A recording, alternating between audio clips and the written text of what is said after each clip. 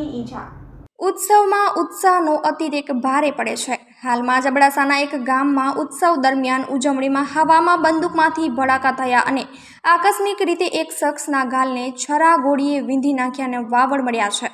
જો કે આ બનાવ અંગે કોઈ ફરિયાદ નોંધાઈ નથી અને પોલીસ પણ અજાણ હોવાનું સામે આવ્યું છે।